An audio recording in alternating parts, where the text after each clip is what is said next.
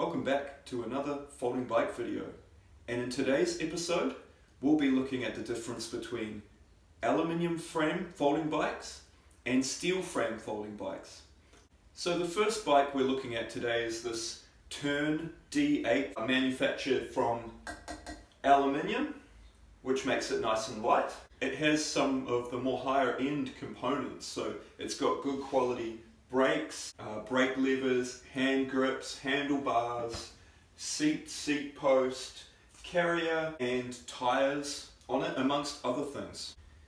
This folding bike here is a steel frame, the typical Japanese surplus style folding bike. So being a steel frame folding bike, it's quite a lot easier to do running repairs on the road and pick up extra parts that are often interchangeable between these old style bikes. They're not as fast, and often that's because they don't have as many gears on the cluster. So these ones with the steel frame generally have a 6-speed cluster on the back with a Shimano type gearing arrangement, which is, you know, the gears are on the outside of the wheel, so you can service it a bit easier, definite plus.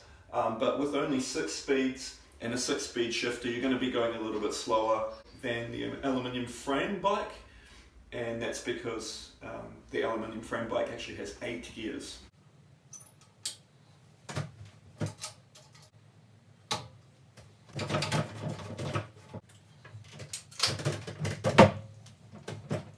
So there you go, that's what the steel frame folding bike looks like folded.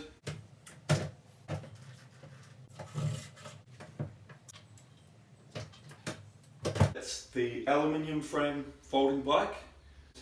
It folds down to around about the same size as any other 20-inch wheel folding bike.